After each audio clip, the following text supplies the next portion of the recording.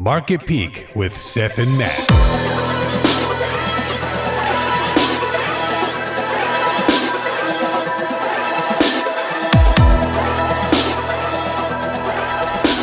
All right, welcome everybody. This is Seth and Matt with Market Peak, P-E-E-K. Going to give you a peek of the market. This is Sunday, March 16th. Actually, it's Saturday. We record Saturday night. Woo! But anyway, so subscribe and like. And you can email us at wearemarketpeak@gmail.com. Please check out our other show, Because We Said So. It is a current event show. You can get a link down below. It's bwsspodcast.com, where you'll see we also have a link to this show as well. Today, we're going to have our stock feature. So we're going to be talking about MVIS, which is Microvision. In addition to that, Dogecoin is staying on its roller coaster. We're going to have our predictions for the week. And we are not financial advisors. So what's the Lefroy? Okay. What's up with that? Quarter cask. Nice. So yeah. What is that I'm going to make a prediction. Okay, please. About what you're drinking right now. Okay. You're drinking some sort of weirdly concocted health elixir. Actually, you would have been. Your wife is a beet lover. She's definitely got me drinking some very healthy shit. Actually, I'm drinking plain old healthy ass water, which is about as boring as it gets, folks. But once I start editing, I'll probably grab myself from Grand Marnier for sure. Actually, where you are, the Maryland Whiskey Company, I think it is. I have one of their barrels. Barrel cask ones that they have, which is delicious. Oh, really? Yeah. Stranahan's? Cask strength. It's just really good. It has an interesting, I think they use rye in it. A Maryland Whiskey Company. In fact, hold on. I'm going to pause it. I'll go get the bottle to show you guys, and I'll actually edit this. Oh, is it that those guys that you bought from? I was the hotel manager. I bought from a lot of people. I'll show it to you first in this camera. So Maryland Whiskey Bottle Company. So this is batch 81, barrel 77. So this is the single cask bourbon. So this stuff is, those of you in the Maryland area, even Pennsylvania, like I said, I think they use a little bit of rye in it, but it is just delicious. It has a very, very unique flavor that I really haven't found in other bourbons out there. And I'm really particular. But this stuff is delicious. Certified somm. Yeah, I am a certified somm. That's true. Fuck yeah. What is this? 45%. That'll wake you up in the morning. Yeah. All right. So. Not as good as this, but. No, it's definitely not. Another top. It's definitely not. This is, as you say, I like to say, a little more rugged. But still, it's still pretty smooth for all of the complexity that it has. So, all right, so we're gonna jump into Doge. Doge has been doing a little bit of a, once again, it's been all over the freaking place recently. And we all know the story. Those of you following along, it was worth less than a penny, hundreds of a penny, yada yada yada, and all of a sudden it had a nice little run up, as you can see. It actually peaked at it says. No, I'm looking at Microvision. What a dork. Here we go. So let me go to the month on that. 3 month. There we go. And it was one of those situations where for the while it was, they're not showing it here, but for a while, there was hundreds of a penny. And the situation is now it's had a little bit of a jump recently.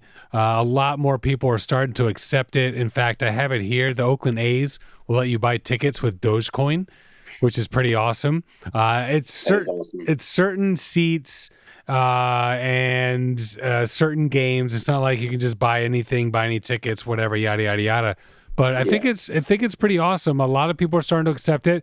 I already spoke about a local 24-hour. I'm in Miami, 24-hour strip club that is 11, which is accepting it along with other cryptocurrencies. But it's been kind of interesting, where it is. Like I kind of expected to keep going up. It seems to have consolidated, and I still think it's going to hit $1. What about yourself? I absolutely think it'll hit $1, and if it does get up there, it'll most likely not just hit $1, but breeze through $1. You think it'll The breeze question through? is, Interesting. Okay. the question is when, and I'm going to be a Debbie Downer here and say that the Dogecoin price action, alongside Ethereum, all the ETC, Bitcoin Cash, Litecoin, all these other now legacy coins, is pretty indicative of kind of like a mid to late stage altcoin Okay. cycle. Sure. And the last time we had one of those in I believe, really early 2018, yeah, it led to a massive unloading of positions. Big time. Things got very volatile. Do we all remember the Tron days? Yeah. Oh yeah. The Tron? Oh yeah. I had New Tron. Year's Eve. So Verge. Debacle. Verge was another one. Verge. That's the Verge. one. Yeah. Well, I remember Verge. before the big announcement, and then nothing happened. It was like 25 cents, and then it just collapsed after that. Yeah. So, but we'll see. We'll see what happens. And of course, the trip to the moon funded by Dogecoin. Did you? Yeah. So that's something that Elon Musk is talking about. Who was on Saturday Night Live, by the way? Did you see that episode? No, I didn't actually get to watch it. I just, didn't. My assumption was that it was going to be a sell the news event, so I didn't really need to watch it from, a market observer standpoint. Didn't really. But it was you're not expecting market like movements, even though Dogecoin did seem to tank after he was on. But it's just seeing Elon Musk on Saturday Night Live. He did pretty well, I have to say. Gotta say. Oh, I'm sure. I'm sure. I've seen plenty of his interviews. Sure. I watched him smoke on Joe Rogan's show. Sure. He talked about that on his opening monologue. Yeah. What did he say? Basically, he was like, yeah, everyone thinks all I do is just smoke weed and go on podcasts. They think like I'm a big freaking stoner. I was like, I just smoked weed. It was just once. So, but what I really thought was cool is, you see a lot of interviews, and he is a guy who does like laugh and joke, but dude, the smile and the laugh on his coming out of him, and the smile on his face, like literally, man, seems genuine. I'm trying to button my shirt here. Seems genuine, dude. It was genuine. He just had such a great time, man. It's just nice to see this guy, who probably has so much on his shoulders, everything he's got going on, and all that. And I just think it's awesome. And it was a joke because it was the Mother's Day episode, and everyone got to like how his mom was there. And she was like, something like, whatever you do, don't get me Dogecoin for Mother's Day. Is like, yeah, that's what I got you. It was like one of those, funny joke moments. Yeah. So, but we'll see. I mean, I feel like Dogecoin, I still feel like it's going to hit $1. There's a chance it might go down a little bit more before it decides to go on another rise. But when everyone thinks it's going to go to $1, it will pause and go down and then go to $1. True. Promise you. So Tesla decided to stop selling Bitcoin, which is really interesting, and I'm not really sure why that would be. It's I don't know. It's just really, really interesting to me. And because he's got so much Bitcoin, as he makes that announcement, Bitcoin's going to drop. So is it another ploy like they're possibly doing with SpaceX? He just wanted it to make money. It was a money-making scheme that he coordinated, I promise you, with other players in the larger financial, advisory realm. A lot of, I think him, Kathy Woods, Mark, who, obviously we admire here on the show. Yep. Got together and said, okay, let's bump these things. It's for the benefit of both of us. And Elon Musk padded out these past quarter's earnings with profit from cryptocurrency. Did he sell it and then decide to dump it? Like, because if he's still the question. Yeah. That's the question. I promise you that this is going to be a horse. Cryptocurrency is going to be a horse that he rides for as long as he can. Yeah, no doubt. All right, we'll see. Trillions of dollars means trillions of dollars invested into intangible things that, yes, hold value, but don't really offer any enterprise Like solutions, any true NFTs, for sense, don't really instance. offer any value.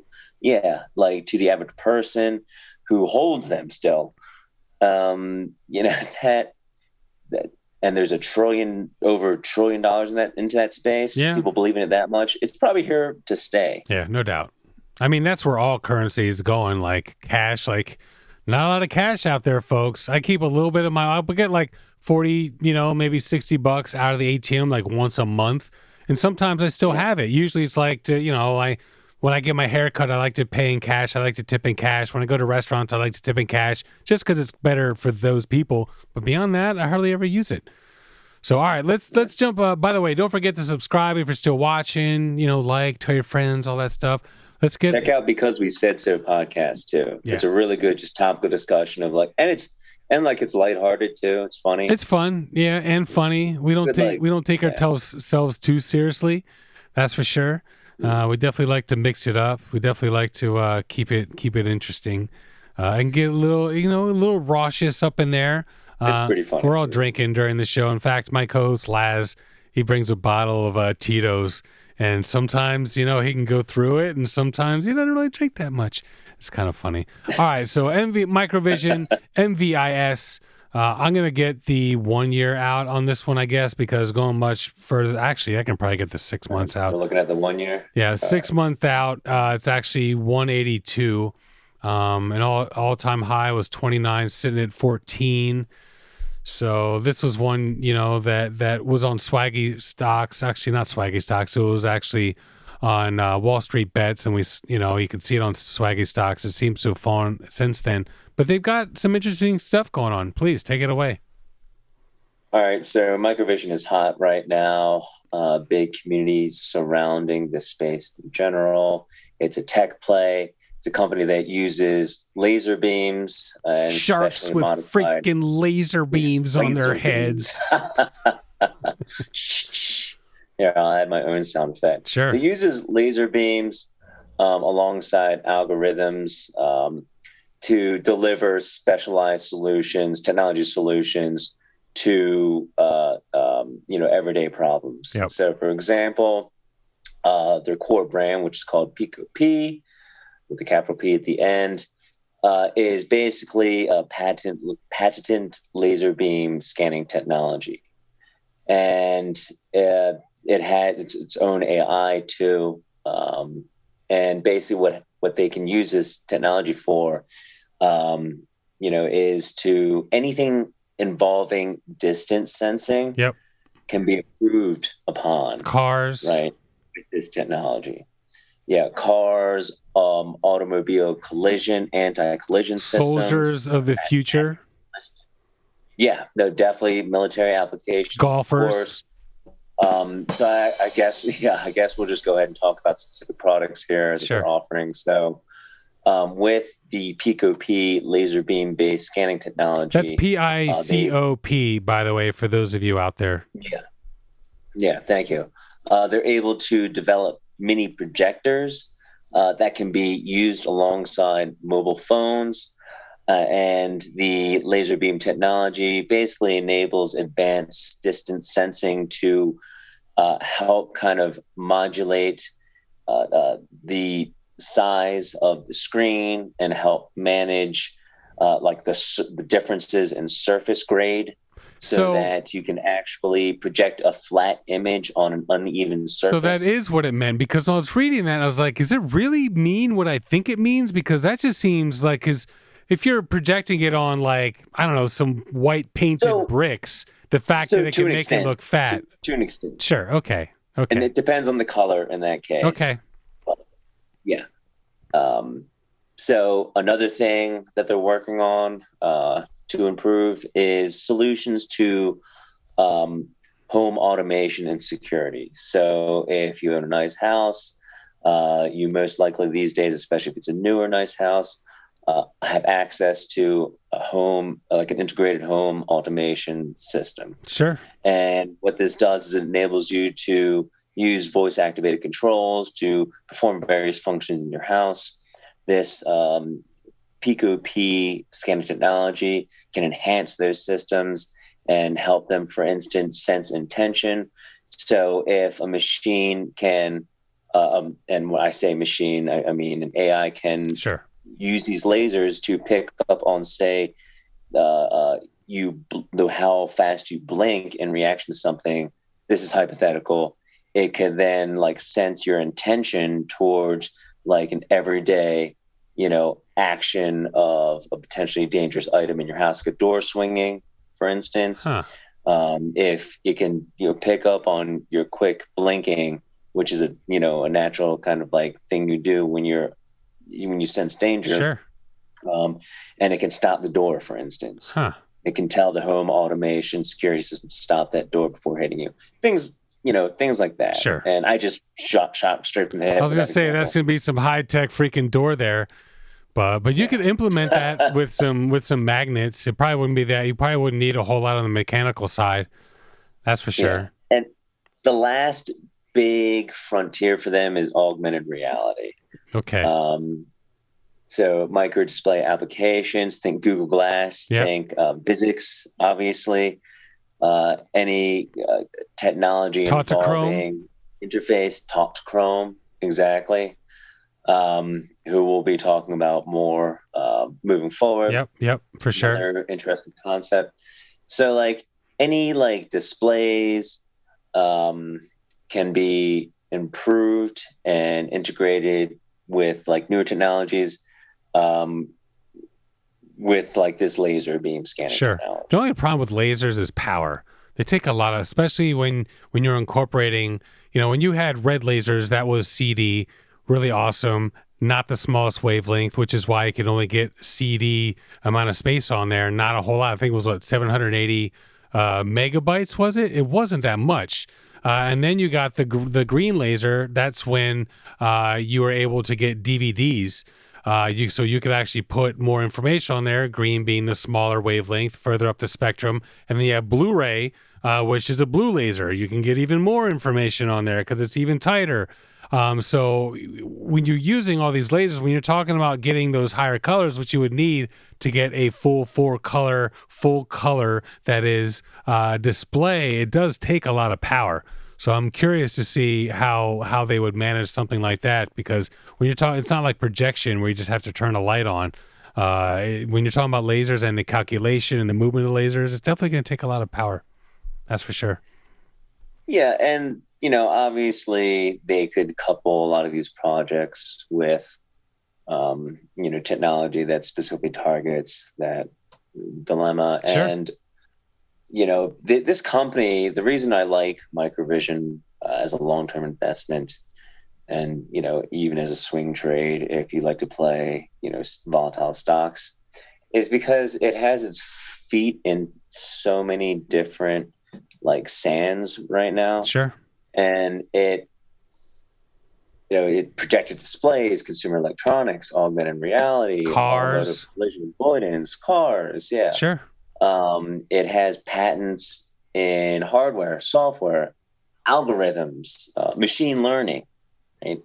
It's just like a huge software company. Founded in 1993, so it's been around for a minute. And AI and AR, I mean, they are the future. Yeah. That's all there is to it. Yeah. You don't even have to understand what that means, what those two like abbreviations, what those two acronyms mean next to each other. To kind of like intuitively know that that's the future. Yeah, right. For sure. I mean, so let's talk about when we talk about price. Yeah. So you basically covered the basics. 84 cents a year ago. If you look at the 5-year chart, it looks like, in my opinion, we're forming support, and it's still volatile, which means you can swing trade it. Plenty of opportunity, especially if you play options. It's a good long-term bet, obviously, for the reasons we discussed. If you look at what happened and the reason why I think a lot of people are still talking about it, obviously we had a big dip, a big hit after Q1 earnings. Yep. There was a miss, minus 4 cents a share versus minus 2 expected. Market didn't like that. But bear in mind that this stock is heavily shorted. about 21, 22% short interest. There's lots of negative sentiment suddenly surrounding the stock, which was once, pedestaled as, the next big meme stock by a lot of retail investors. I think this is a two-way play. I think that you can benefit from its long-term fundamentals. It's a good technology company. Sure. A lot of smart people working for it, but you can also benefit from the kind of short squeeze aspect. Any unliked company is a wise investment. Sure. Is kind of theme. No doubt. So I think, I really do think. And look, it's cheap. It's pretty cheap right now, and it seems to have found some support, like around the $12 level, and considering where it can go and considering where it has recently gone, it's definitely a good price. It's definitely a good entry point. There's no doubt about that. Yeah, and it is one of those meme stocks. People play it just to play it, but I mean, you're allowed to play it unironically if you want, and true. Based on the reasons we discussed, it has its merits, and I think these guys are going to help change the world. Yeah, and companies like it. I mean, this is the type of company that you would, that would verge or merge, either one, or juxtapose, if you want to, start spouting off words with Chrome, with what's going on, maybe with Apple or something like that, to work on some of the technology that these glasses will need to implement to become what the consumer really wants before they start buying in. The reason the consumer hasn't bought in is because they're not that cool just yet, but they certainly can be somewhere down the line, and technology like this could add a whole lot to these. But once again, keep saying it, it's going to come down to power. Power, that's the tough one, man. That's the sticky part. So, all right. There are advancements in the laser space that target, electrical transmission through air. Sure. And gases. Sure. So I mean, who knows? I mean, there's a lot I mean, you get those 2 nanometer chips going, that'll save some power, processing power. Obviously batteries are starting, batteries continue to evolve just like computer chips. So it's only a matter of time before they find a way to power these things. That's just all there is to it. So I was talking about Jeff Bezos's boat. I was like, why don't you just get it? It's a sailboat, believe it or not. His 450-foot, $450 million, which is $1 million a foot for this 450 million or so yacht. It's not quite finished yet, but it's, if you look at 3 big masts, it's a freaking sailboat. It has power too, but it's just interesting. But I was thinking, why wouldn't he just get couldn't he just get a nuclear powered boat at this point? Just go wherever the hell he wants. I just feel like he has the power, has the money, has the pull. I don't know. Maybe not. Just buy a nuclear sub. Yeah, retrofit at that point. Exactly. No, just leave it the way it is. I mean, then he's got nukes. Yeah, I guess. Well, you could have a nuclear powered sub without the nukes, though. Yeah. All right. So predictions. So Microvision. Let's say. Let's say. You know what? Microvision. Where do you feel like it'll be in a month? 50% higher. 50% higher. All right. So you're expecting about 21. Okay. I feel like this is a safe bet. There's no doubt about that. Dogecoin. Where do you expect Dogecoin to be? So I was being a little facetious there. Okay. Maybe not 50% in a month. You mean like a real prediction? So 50% over the next few months. Yes, absolutely. Okay, sure. And maybe a 50% increase. Well, I'll say this. I'll still go on a limb and I'll still say 50% intraday increase within the next month. Okay. All right. Fair enough. He's got he always throws that caveat in there, hedging his bets, folks. All right. So Dogecoin, where do you expect Dogecoin to be at the end of the week? 53.4 cents right now. By Friday, by next Friday. Yep. By Friday. like 12 a.m. Friday. Oh, Jesus Christ. This matters. 12 a.m. on Friday. Probably back to 70 cents. Okay. I thought you were going to say 7 cents and being flippant. Yeah, I could see that. I feel like 70 cents is a good bet. I feel like it's going to go back down to 40. It's not what people want to hear, but I feel like it's going to consolidate just a little bit more before the next run up, stuff like that. So, market as a whole, it was a down week this week. You know, the market's been kind of bleh. Where do you expect? But just barely. Yeah, it's so crazy. True. Now that doesn't mean to say we won't have another down next week. Who knows? Funny things happen around options expiration. True. So, and like the VIX is in the teens again, so it's historically low, which is a right premium bearing scenario for big money investors to capitalize on a sudden drop. So I mean, I still think the market goes higher next week, and the VIX goes down to. I think the VIX goes under 15. I think it sets new. Really? That would be a 52-week low. That would be a 52-week low. All right. It wouldn't be the first time you predicted that, but we're definitely rooting for you. That's for sure. Any last minute thoughts? No, I mean, go out and get a Pico P projector engine, and keep your eyes peeled for the next technological advancement that hasn't yet been kind of discovered, if you can find that, but it hasn't hit the mainstream, hasn't been memed out. Yeah, exactly. Hasn't been memed out. Sure. All right, folks. Well, please leave us a comment, with your thoughts, what you like, what you didn't like, agree, disagree. Once again, if you want to email us, it's wearemarketpeak@gmail.com. Once again, check out our other show, BWS has podcast because we said so. Pretty awesome freaking show. And you will find a link down below for that. And hopefully we'll be back next weekend. We plan to do it every weekend. Sometimes it just doesn't work out. But we're going to do our best, that's for sure. And those of you who still follow us, all the new subscribers that we still get every week, which is amazing. We really appreciate you guys, that's for sure. Tell your friends. All right, boom. See you next week.